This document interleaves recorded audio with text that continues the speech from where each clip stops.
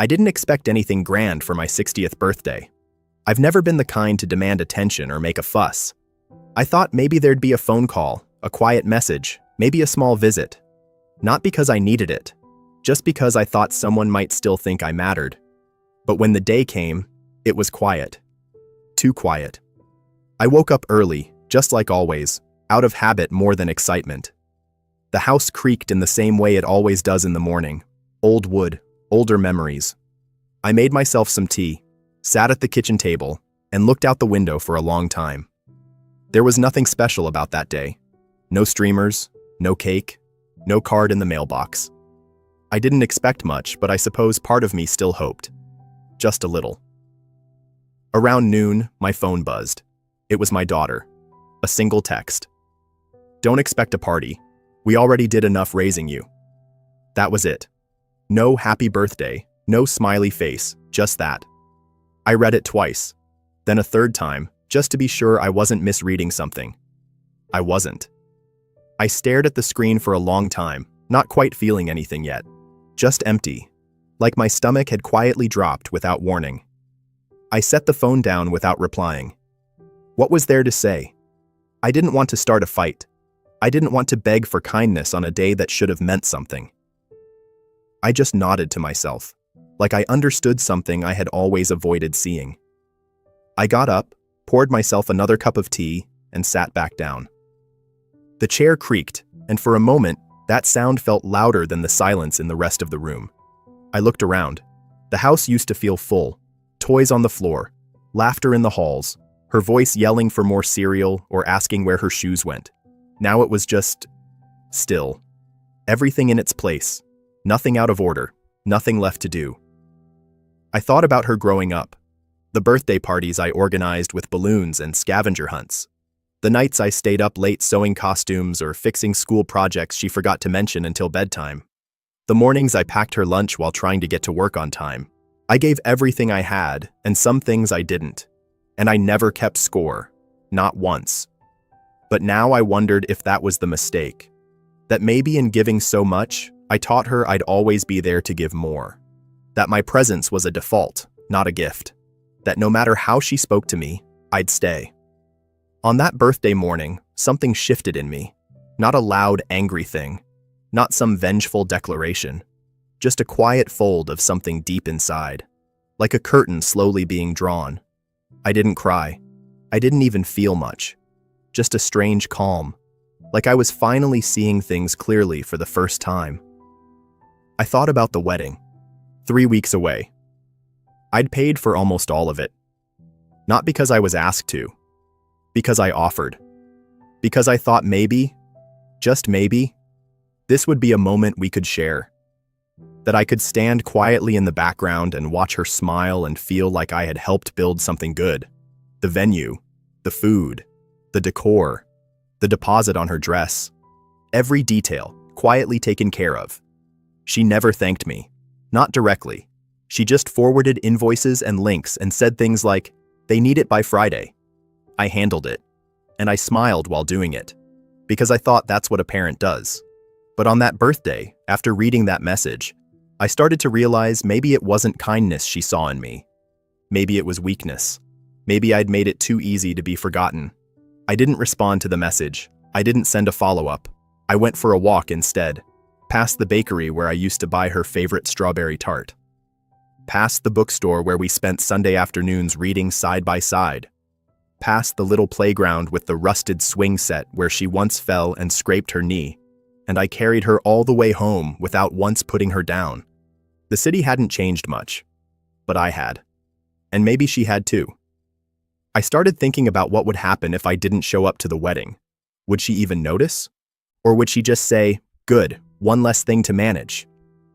I knew what the answer used to be, but now I wasn't sure. I got back home and sat on the couch. The television was still on from earlier, some rerun talking over itself in the background. I didn't hear a word of it. I just sat there, still in my coat, still holding my phone, still thinking about that message. "We already did enough raising you." That sentence played over and over in my head. Like I was some obligation that had overstayed its welcome. Like I was a project someone resented completing. I wasn't perfect. I made mistakes. But I loved her. Fiercely. Quietly. Constantly. And now, on the one day where I allowed myself to be seen, she told me not to expect anything. And I didn't. Not anymore. But I also realized something else that day. Maybe she thought she was cutting me off with that message. Maybe she thought she had the final word. But I knew something she didn't. Something I had quietly handled and filed and signed and deposited.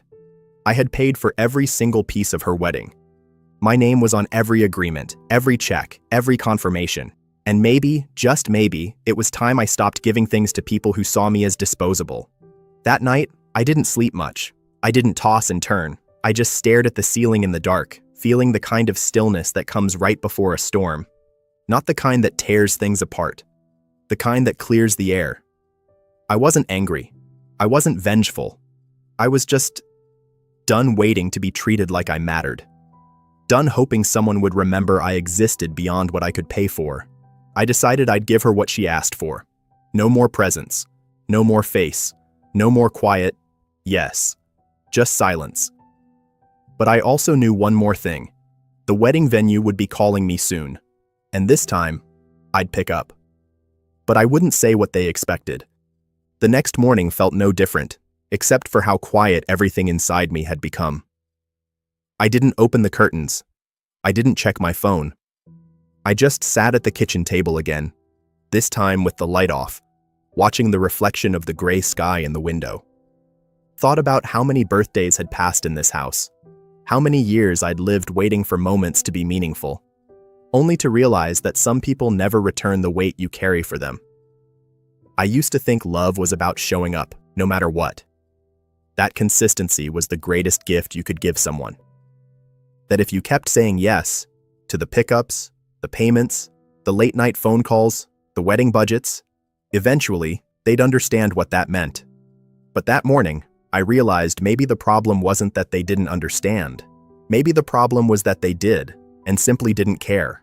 It wasn't malice, it was indifference.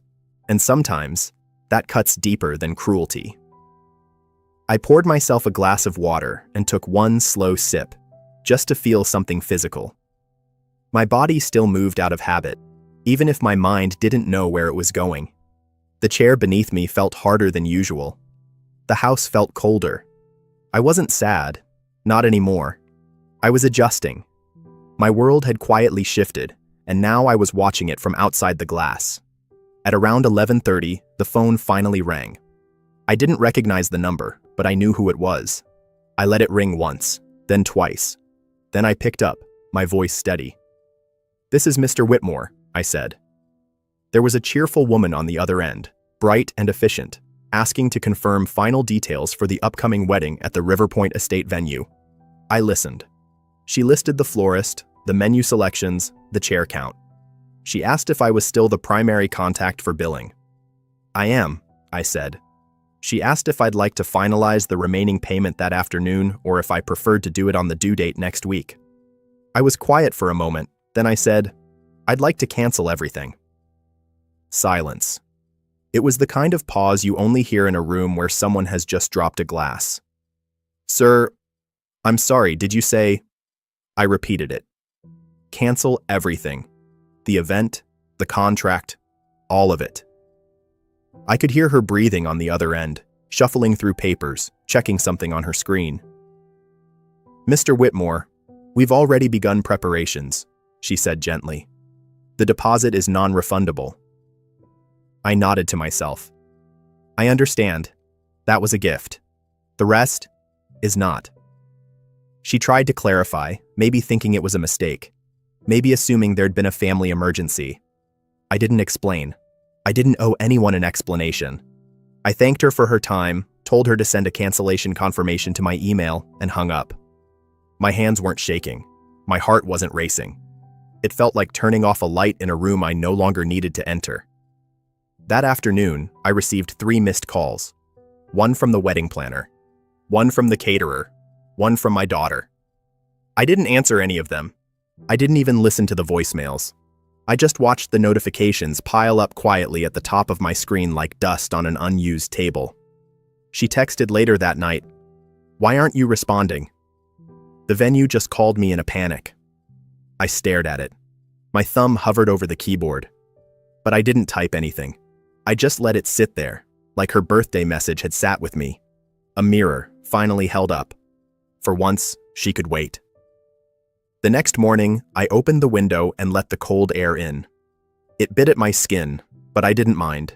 It made me feel more awake than I had in months. I stood there for a long time, breathing in and out, as if every inhale was a reminder that I was still here, and every exhale was a small release of everything I had carried without thanks. My phone buzzed again. She'd sent another message. "Please tell me you didn't actually cancel it. That venue was everything. The date's already on the invites. What is going on?" I still said nothing. I thought about how often I'd dropped everything for her, changed plans, emptied savings, put myself last, and how often she'd treated my presence as an obligation, a given, not a choice. There was no, "Dad, I love you." No, "I'm sorry about the birthday." No recognition of anything beyond her panic. That told me everything I needed to know.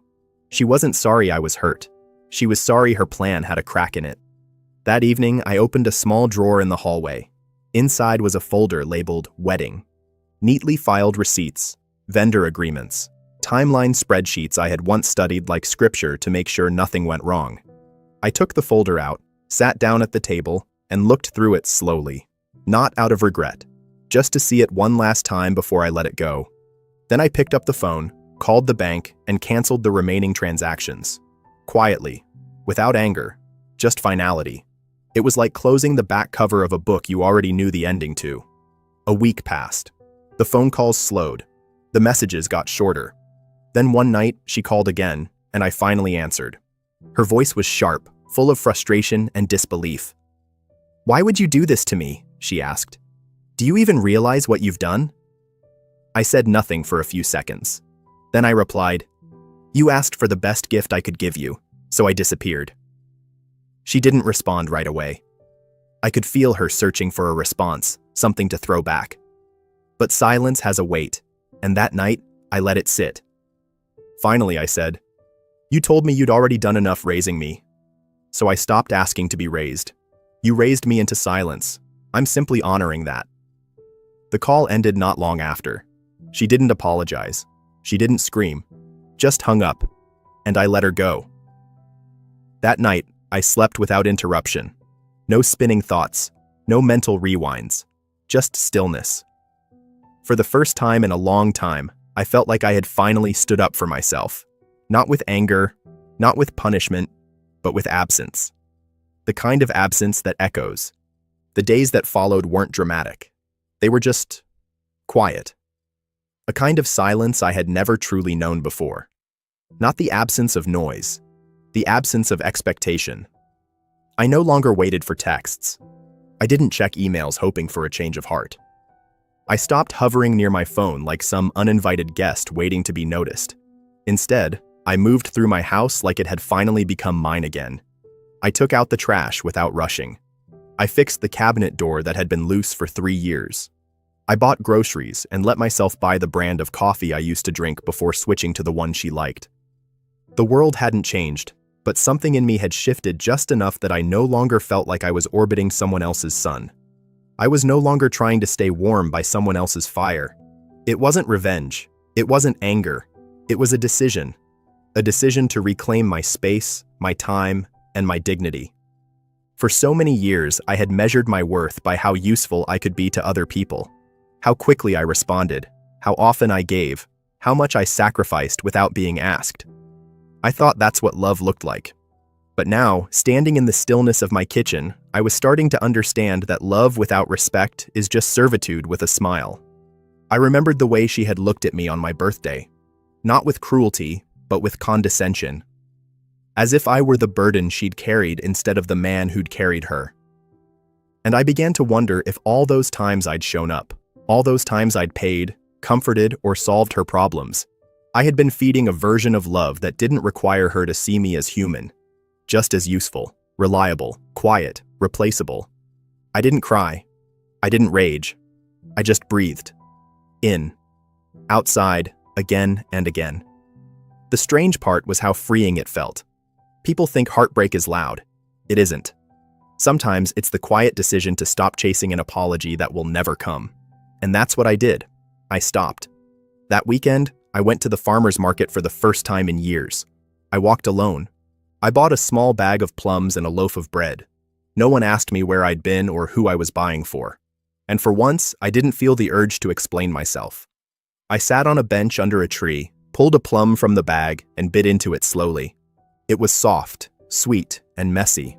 The juice ran down my fingers, and I laughed, actually laughed, at how unfamiliar that moment felt.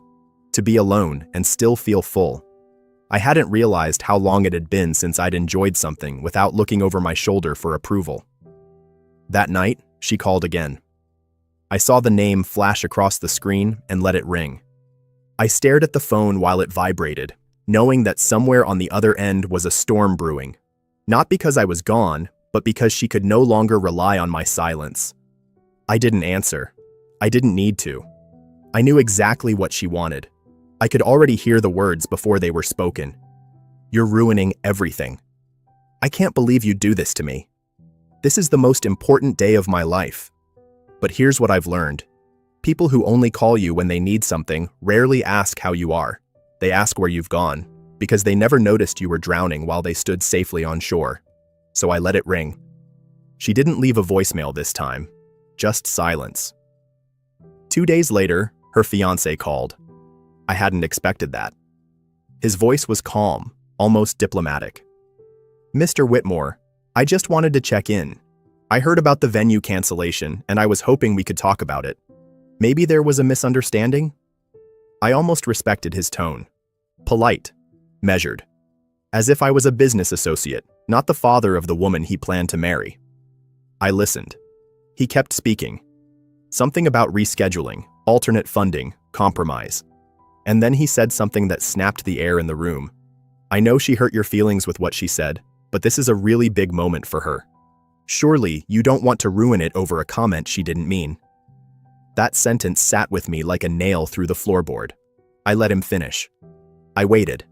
Then I said, slowly, clearly, "When someone tells you how they feel about you, believe them." I did, and I'm acting accordingly. He was quiet for a long moment. Then he said, "That's fair," and hung up. No threats, no pleas, just silence. Maybe he understood more than she did, or maybe he saw the writing on the wall. Either way, I didn't hear from him again. The following morning, I received a card in the mail, no return address, just my name. Inside, in my daughter's handwriting, were 6 words. "I didn't mean it, I'm sorry." No punctuation, no explanation, no warmth, just a sentence that felt more like damage control than remorse. I placed the card on the counter and left it there. It stayed untouched for 3 days. Then one afternoon, I picked it up, folded it neatly, and placed it in the back of my desk drawer. Not out of sentiment, but as a record. Proof that she had at least acknowledged what she'd said, even if she hadn't taken responsibility. That weekend, my neighbor stopped by, an older man named Greg. We'd exchanged nods over the years, but never much more. He brought over a bottle of wine. "Heard it was your birthday last week," he said. I smiled, surprised. It was. He didn't ask why there hadn't been a party. He didn't ask where my family was. He just poured 2 glasses and said, "60's not so bad. Cheers." And we drank. No toasts, no speeches. Just 2 men, sitting quietly in the late afternoon sun, letting the wind pass through the fence without needing to fill it with words. I realized then that some connections don't have to be lifelong to feel real. Sometimes the kindness of a near stranger is worth more than the approval of the people you've sacrificed for your entire life. And I held on to that. The next Monday morning felt like any other, and that was the strange part. For years, I'd woken up carrying the weight of someone else's expectations before I even put my feet on the ground. Whether it was making sure she had what she needed, checking bank notifications to see if another transfer had gone through, or wondering what mood she'd be in based on the text I hadn't received yet. My days had started with her, even when I wasn't part of her world. But this morning, I got up, brewed my coffee, and for the first time in decades, I felt the air in my lungs without wondering if someone would be disappointed in me before noon. I sat at the kitchen table with the sun warming my shoulder through the window, and I didn't rush. I didn't check messages. I didn't search for her name out of reflex. I just sat there, breathing, existing. And that small, quiet moment felt bigger than any birthday celebration I never got. But right when I started to believe I was settling into peace, the wedding planner called. Not my daughter, not her fiancé, not even someone from the venue. No, the planner. A woman I'd met once, briefly, months ago. Her voice was overly sweet, as if she'd been coached to soften the blow. "Hi, Mr. Whitmore. I hope I'm not disturbing you. Just checking in about the payment schedule. There's been some confusion, and I wanted to make sure we're still on track since the big day is coming up fast." Her tone grated against me, chirpy, transactional, the kind of voice people use when they're used to getting their way. I let her finish her pre-written pitch before calmly responding, "I'm not funding the wedding anymore. Please remove my name from any documents moving forward." There was a pause. A long one. Then a stammer. "Oh, well, I thought that had been arranged. Your daughter told us you'd handle the venue and catering directly?" I cut her off. Not harshly, but firmly. Plans change. Then I hung up. I wasn't angry. I wasn't bitter. I was just done. There's a difference between making peace and pretending nothing happened. This wasn't a tantrum. It wasn't revenge. It was me choosing not to bankroll disrespect. I sat there, phone still warm in my hand, and felt the kind of silence that didn't ache anymore. That's when my sister called. We rarely spoke, not because of distance, but because family dynamics had a way of stretching small hurts into lifelong silences. She had heard from someone who heard from someone that I'd canceled the payment. "Are you okay?" she asked cautiously. "I heard you pulled out of the wedding." I waited before answering, then said, "I'm tired of pretending I wasn't hurt." She didn't interrupt, didn't offer advice, just let the line go quiet in a way that felt like someone finally saw me.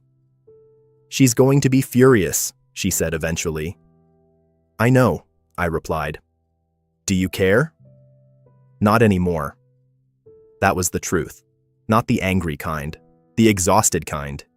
The kind that comes after years of watching someone take pieces of you like Post-it notes off a board. Easy to remove, easy to forget.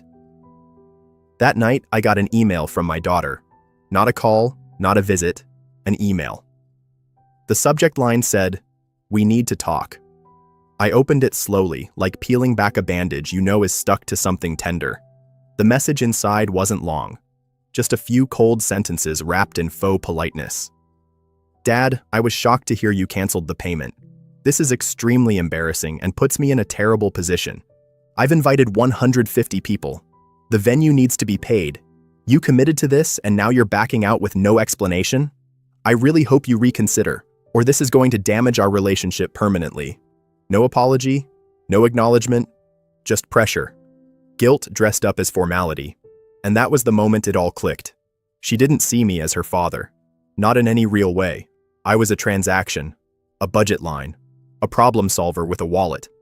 And when that utility stopped, the relationship stopped with it. That's not love. That's convenience. I closed the laptop and stared at the dark screen for a long time, seeing my own reflection and barely recognizing the man looking back. How many years had I shaved off my life trying to stay relevant in a family that only valued what I could provide? I thought about all the birthdays I'd spent alone, all the times I'd sent her money without a thank you, all the ways I'd let her rewrite our history to suit her own comfort. And for what? So she could tell me, on my 60th birthday, that she'd already done enough by raising me? So she could send a cold email that threatened to cut me off because I dared to say no? I stood up, walked outside, and let the night air hit my face. It was cool, honest, and didn't ask anything from me. I looked up at the stars, those same indifferent lights that had hung above me through every version of my life. As a young father, a tired worker, a man who gave more than he got. And I realized something important. I hadn't just canceled a payment. I'd ended a contract I never agreed to. A contract that said my value was conditional. A contract that said I had to buy my place in my daughter's life over and over again, with no end in sight. That night, I slept without waking. No dreams, no guilt, just rest. And in the morning, I woke up lighter. I made a small breakfast. I played a jazz record I hadn't touched in years. I even opened the window to let the breeze in. For once, the air didn't feel like a reminder of what was missing. It felt like a new beginning, the kind where you don't have to prove anything to anyone just to feel like you belong in your own life. And I clung to that. Because while she might still be furious, still spinning the story to make herself the victim, I had already walked off the stage. I wasn't part of that show anymore. It didn't take long for the fallout to begin. By midweek, the group chat, the one I was still in but never spoke in, lit up like a Christmas tree on fire. First, it was her maid of honor. "Can someone please explain what's going on with the venue? They said the payment bounced or something?" Then one of her fiancé's cousins chimed in, asking if the rehearsal dinner was still happening. Silence from my daughter. Not a single reply. But I could imagine her face. That tight, panicked smile she always used when she thought she could fix something with charm. That slightly higher voice she slipped into when lying through her teeth. I knew all her tells.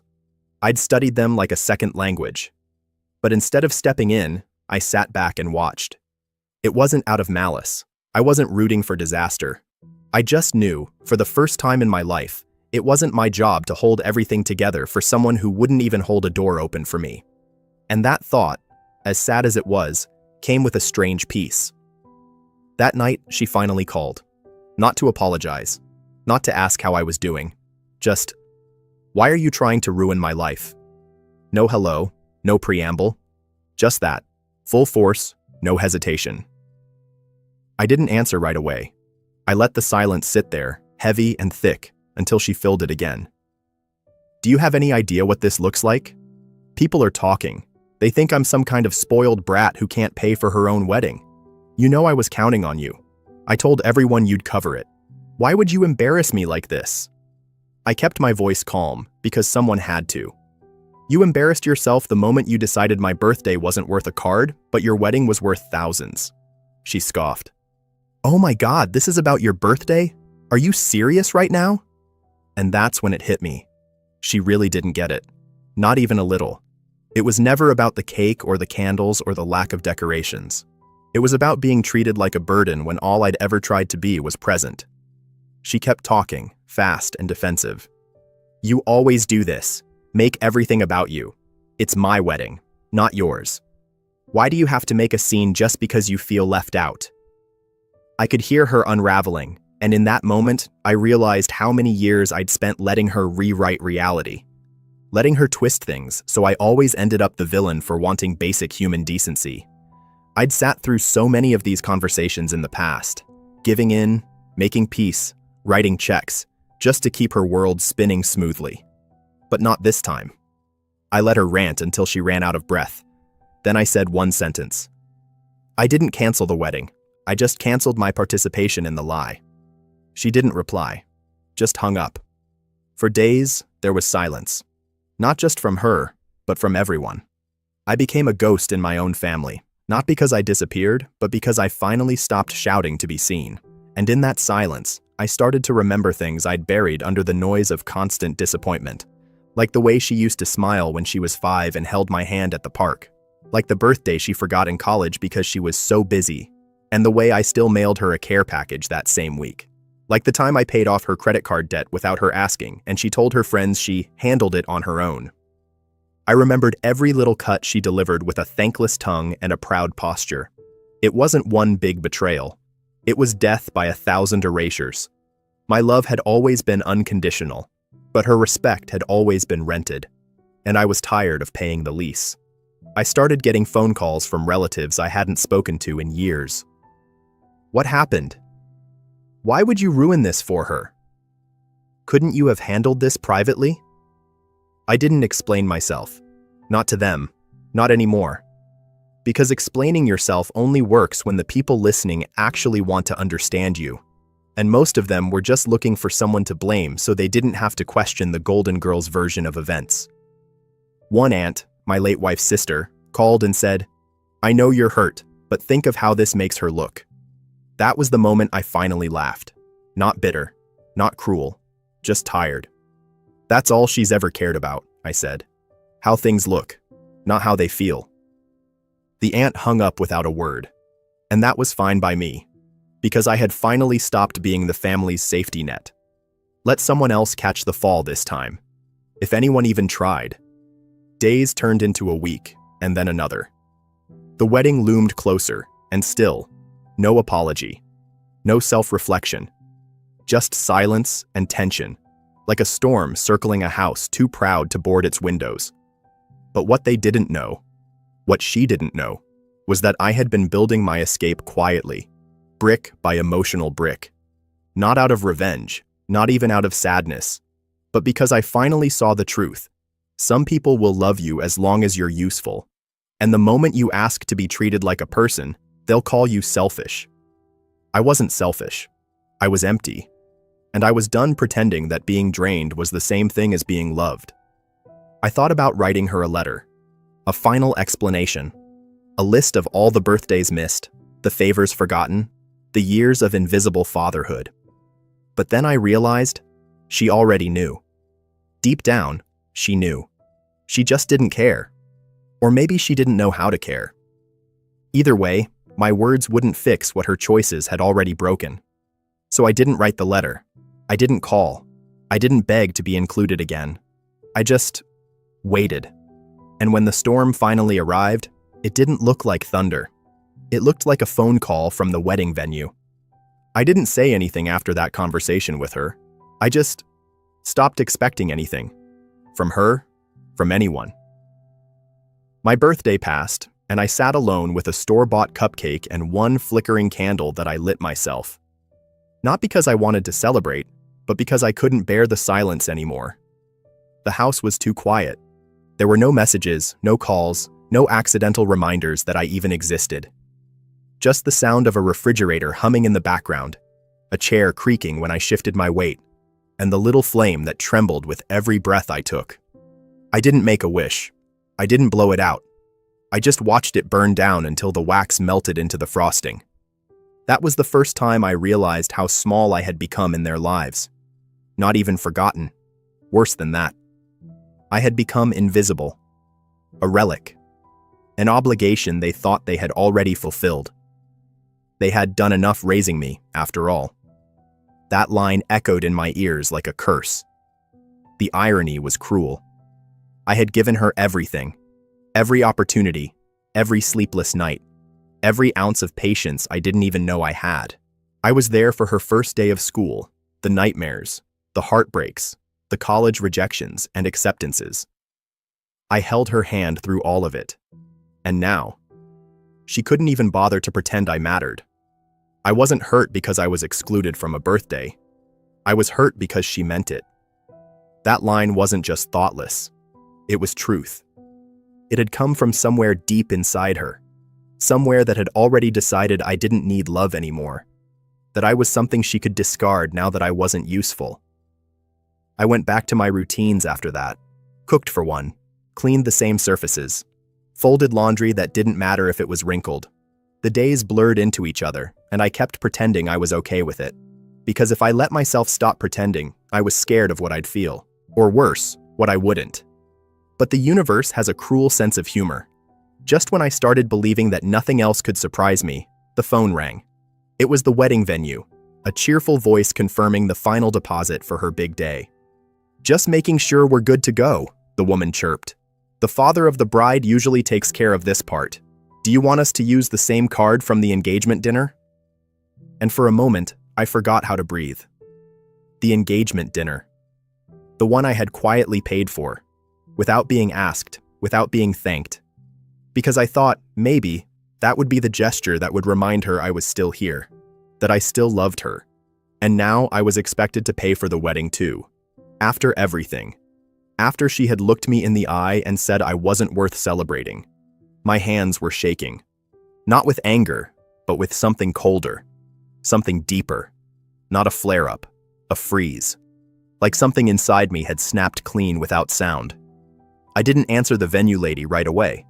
I just stared at the floor, thinking of all the ways I had made space for her happiness while she made none for mine. Thinking of how many times I had chosen silence over confrontation, just to keep the peace. Just to stay in her life in whatever small way I could. And suddenly, that felt pathetic. Suddenly, I didn't want to be a ghost at her wedding. I didn't want to sit in the corner like some uninvited burden who paid his way into the photos. I wanted to disappear, not to punish her, but to free myself. And so, very quietly, I said, "No. Cancel everything." The woman on the phone stammered, unsure if I was joking. I repeated it, clearer this time, and I hung up. Then I sat down at the kitchen table, hands folded, and waited for the explosion. I thought the fallout would be immediate. I expected my phone to ring within minutes. Her voice, shrill and furious, demanding to know what I meant by cancel everything. But the phone stayed silent. I kept glancing at it, every vibration that never came, every second that stretched longer than it should. By the second hour, I started to wonder if they even noticed. Maybe they hadn't called yet because someone else was footing the bill. Maybe the venue thought I was bluffing and called her instead. Or maybe, and this was the part that stung, maybe she didn't care. Maybe she had expected me to vanish. After all, wasn't that what she asked for on my birthday? The best gift would be if I never showed my face again. So maybe, in some twisted way, I had just granted her wish. And the silence? That was her thank you. It sounds pathetic now, but I checked my messages every hour that night. I stayed awake with the light on, staring at the crack in the ceiling, listening for anything that might sound like regret. But the house was dead quiet. No knock at the door, no call, not even a text.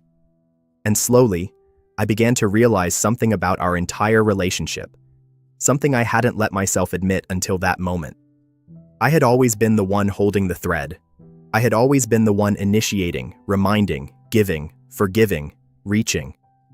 I had been the anchor, not because I was stronger, but because I couldn't bear the idea of losing her. And she knew that. She knew I would always be there, always say yes, always pick up. Even after she hurt me. Even when she ignored me. Even when she humiliated me. She knew I would never walk away. Until now.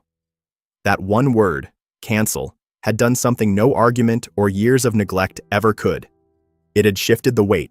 It had placed the silence in her lap. And she didn't know what to do with it. Days passed. 5, then 7. Still nothing. The venue hadn't called back, which meant she knew. She had to know. And still, no contact, no confrontation, no apology. She had ghosted me. Her own father.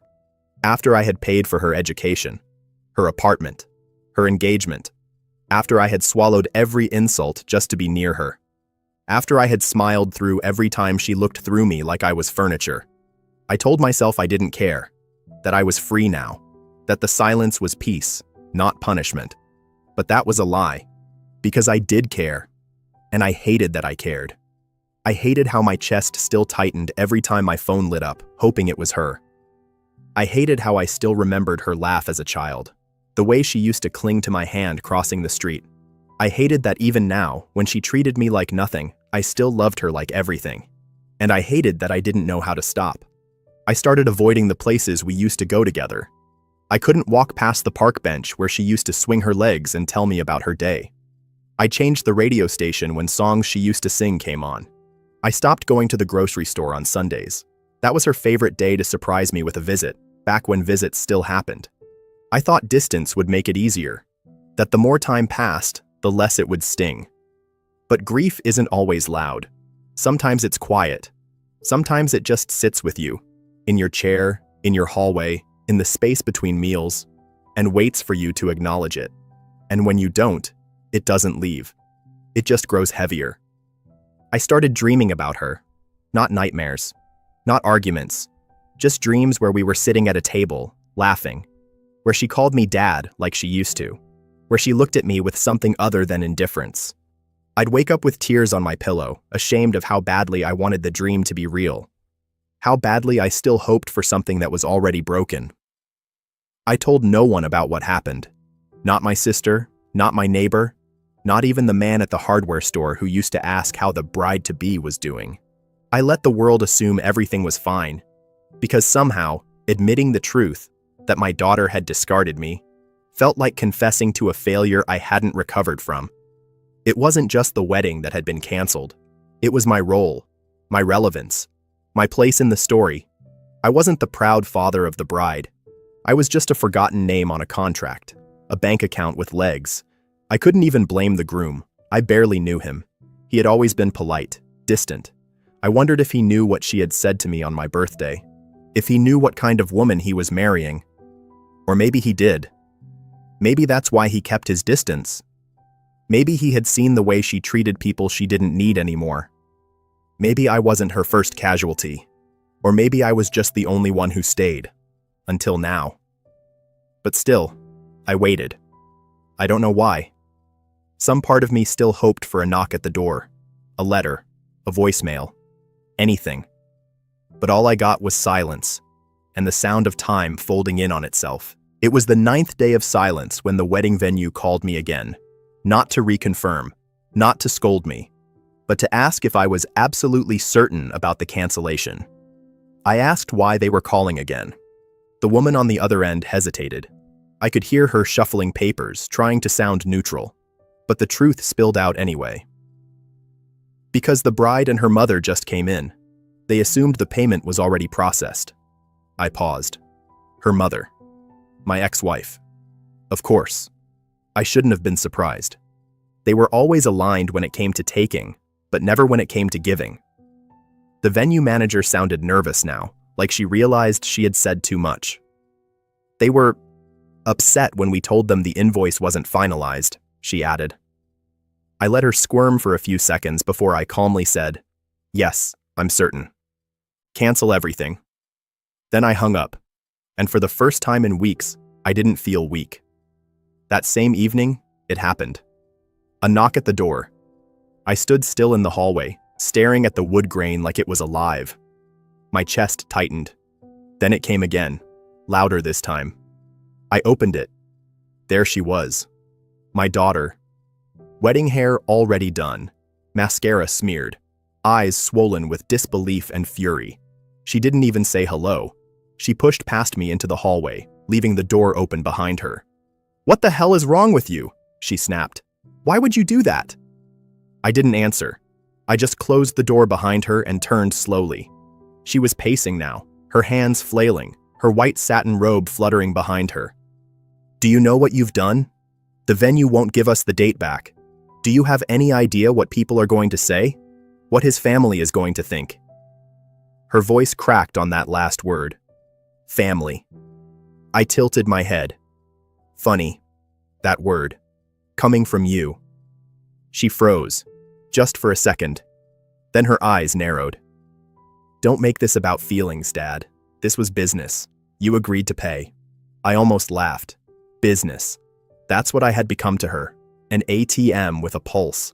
I stepped closer, not menacingly, but with the gravity of someone who had finally woken up. "You remember what you said to me on my 60th birthday?" Her face twitched. "I was stressed. You know I didn't mean—" "You said," I interrupted, "that the best gift I could give you was never showing my face again. So I did. I gave you your gift. I disappeared." Her mouth opened, then closed. She was losing control, and she knew it. "It was your responsibility to pay," she snapped. "You promised." I raised an eyebrow. "And what was your responsibility? To love me only when the check cleared?" Her breath hitched. She wasn't used to me talking like this. I had always been soft, always apologizing for things I didn't do, always absorbing her sharpness so she wouldn't have to see her own reflection. But not today. "You embarrassed me in front of everyone," she whispered. "No," I replied, calm as stone. "You embarrassed yourself when you forgot how to treat the people who built your life. I gave you everything. And on the one day that was supposed to celebrate me, you told me I was disposable, so I disposed of my wallet." The silence that followed was thick with something unspoken. Not hate, not even regret, but the slow dawning realization that she couldn't undo this. She had played a game she thought she'd always win. And for the first time, the dealer folded. "You ruined my wedding," she said finally, almost like a child. But I shook my head. No, sweetheart. You did that. The moment you thought money was more important than respect. The moment you treated me like a nuisance instead of a father. That was the real cancellation. She stood there in stunned silence. I saw the tears start to well again. Not from sorrow, but from the panic of losing control. For once, she wasn't the one making the rules. For once, I didn't rush to fix it. I didn't comfort her. I didn't say it was okay, because it wasn't, and it hadn't been for years. She turned to leave, but stopped at the door. What am I supposed to tell everyone? I looked her straight in the eyes. Tell them the truth, that your father finally kept a promise, just not the one you expected. She opened her mouth again, but no words came. Just the sound of quiet realization. And then she was gone. I stood alone in the hallway, the smell of her perfume still lingering. The silence returned, but it felt different now. Not heavy, not sad, just clean. The kind of silence that follows truth. The kind that signals something is finally over. Not with a bang, not with applause, but with the soft, steady heartbeat of dignity.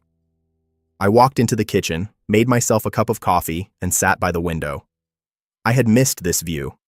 For years I'd been staring at it but never seeing it. Always distracted, always trying to earn love I had already paid for 100 times over. Now, for the first time, it felt like mine again. She might never come back. She might tell people I was cruel, that I sabotaged her wedding out of spite. But I didn't care anymore. Because sometimes, the greatest gift isn't presence, it's absence. The absence of guilt. The absence of debt. The absence of begging someone to see your worth. I had shown up for her every time. And when she finally asked me not to, I listened. I listened so well, it changed everything. The days that followed weren't loud. There were no screaming matches, no dramatic phone calls, no flying accusations, just quiet. I didn't expect her to come back and apologize. I didn't wait by the phone. I didn't check social media to see if her wedding photos had been posted anyway. I didn't want to know. Not because I didn't care, but because I cared too much for too long, and it had worn me down to something I no longer recognized. And now, with the silence, I had space to breathe. I spent those days doing small things I had forgotten how to enjoy. I repotted the dusty plant by the kitchen window. I replaced the light bulb in the hallway that had flickered for 2 months. I sorted old receipts, old letters, and found a birthday card she had written me when she was 10, still folded neatly, the ink a little faded. To the best dad in the world. I stared at it for a long time.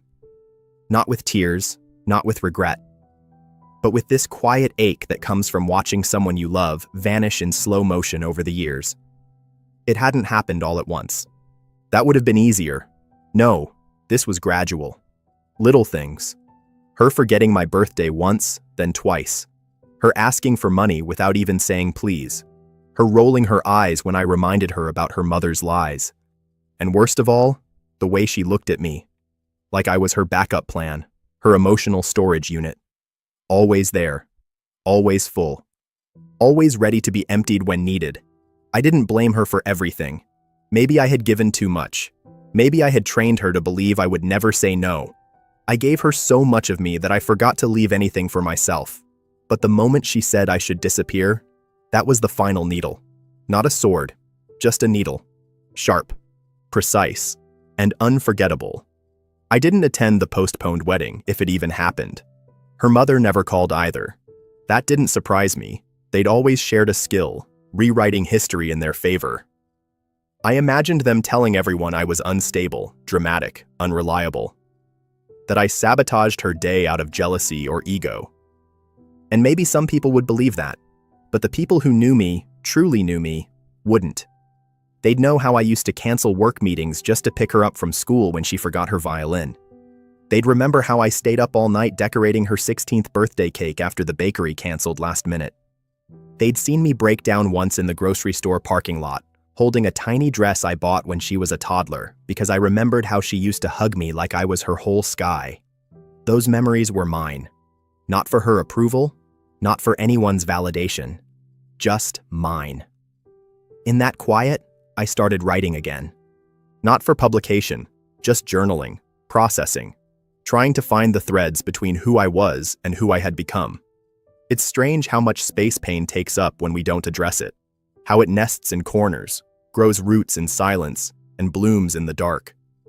I wrote letters I never sent, one to her, one to myself, and even one to the version of me that had spent years believing he didn't deserve boundaries. I sat in the same kitchen every morning, watching the light move across the floor, and for the first time, I didn't feel like a ghost haunting his own home. I felt present. Broken, maybe, but real. I didn't forgive her. Not yet. Maybe not ever. But I wasn't bitter. Just clear. She had made a choice. And so had I. Mine was to stop bleeding for people who wouldn't even offer a bandage. A few weeks later, I got a card in the mail. No return address. Just my name, written in familiar handwriting. I opened it cautiously. It was blank inside, except for one sentence. I didn't mean it. I was just hurt. No signature, no apology, no warmth. Just an attempt at scratching the surface of accountability without ever touching it. I put it in a drawer, not because it meant nothing, but because it didn't mean enough. Healing doesn't require an audience. And closure, I learned, is something you can give yourself. Some days I missed her. Or rather, I missed the version of her I used to know. The little girl who held my hand in crowds. The teenager who cried in my arms after her first heartbreak. The college grad who called me after every job interview. Those pieces of her felt like a different person. Someone I'd lost, even though she still walked the same earth. I had to grieve that version. I had to mourn what I thought our relationship would become. Not with anger, but with honesty. Grief, I realized, isn't always about death. Sometimes it's about the people who are still alive, still breathing, but who've already left in every way that matters. And yet, despite it all, I didn't feel empty. I felt awake. I wasn't trapped anymore in the loop of trying to fix what wouldn't be fixed. I wasn't begging for crumbs. I had stood up.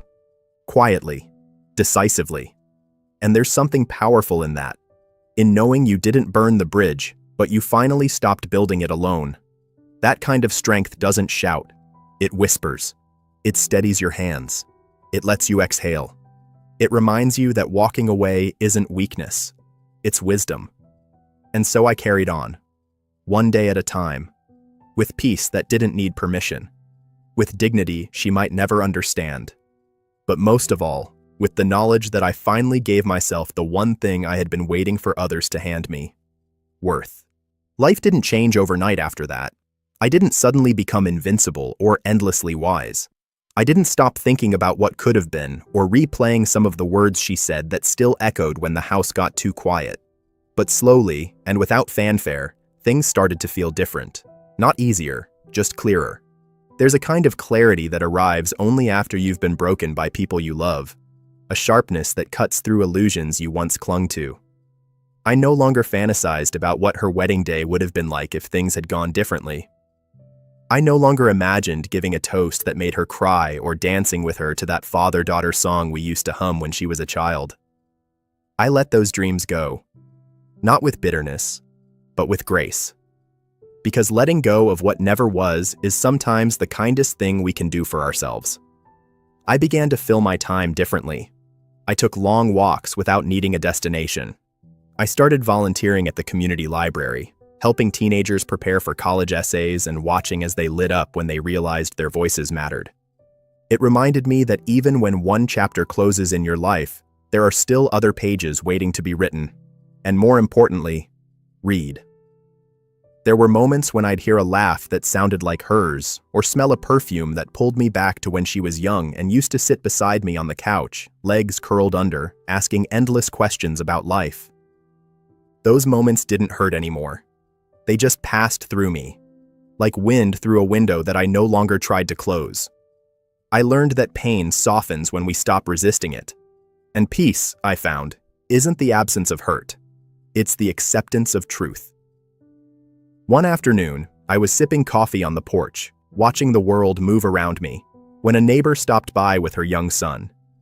He handed me a crumpled drawing, a stick figure man beside a big blue heart. "That's you," he said, grinning with a missing front tooth. "Because you help people and you have a kind face." I nearly laughed. Not because it was funny, but because the universe has a way of speaking through the mouths of children when we least expect it. I pinned that drawing to my fridge. It's still there. Not as a replacement for the people who left, but as a reminder that kindness, even when it's unseen, has weight and worth. I never spoke publicly about what happened with my daughter. I didn't post about it online. I didn't share it with coworkers or neighbors. Some wounds aren't meant to be explained. Some stories aren't meant to be dissected for applause or sympathy. They just are. They live quietly in the background, shaping the way we see the world and ourselves. But I'm sharing it now, here. Not for pity, not for validation, but because I know someone out there needs to hear this. You are allowed to stop chasing people who keep proving they don't want to be caught. You are allowed to withdraw the love you've been pouring into a well that only echoes back emptiness. You are allowed to be the hero of your own story, even if it means playing the villain in someone else's version. That doesn't make you cruel. It makes you real. I didn't ruin her wedding. I didn't seek revenge. I made a decision that aligned with my dignity after being stripped of it one too many times. And if that decision exposed the cracks she tried to paint over, then so be it. Sometimes people need to face the consequences of how they treat others, not out of punishment, but out of honesty. Because actions do echo. And silence, when wielded by someone who has always been the listener, speaks louder than any scream. I don't know if she's married now. I don't know if she ever understood what she said to me on that birthday. And truthfully, I don't need to know. That's the freedom I earned. The peace that came from releasing the need for closure from someone who was never ready to give it. I carry her in a different way now. Not as a daughter I serve, but as a lesson I learned. One that taught me about boundaries, self-worth, and the quiet courage it takes to choose yourself, even when it hurts. And as I close this chapter, I'm not left with emptiness. I'm left with space. Space for new stories, for real connections, for people who don't see me as a burden or a background character, but as a full, breathing, feeling human being. If you've ever been made to feel like your presence was an inconvenience, if you've ever been told that your love came with too many conditions, let this be your reminder. You are not too much. You are not wrong for caring deeply. And you are not weak for walking away. Sometimes the strongest thing you'll ever do is not fight back, but simply refuse to stay where you are not valued. So here I am. Older maybe. Wiser. Definitely. And finally, at peace. The kind of peace that doesn't require permission. The kind that settles deep in your bones and says, you did your best. You tried. And now, it's okay to rest. It's okay to begin again. Thank you for watching. If this story spoke to you, even in the smallest way, tell me where you're watching from and what time it is there. I always read the comments, and your presence means more than you know. And if you haven't already, subscribe to Revenge Scars. We post stories like this every week, raw, real, and unafraid to explore the pain and beauty of being human. Until next time, stay grounded, stay brave, and never forget your worth.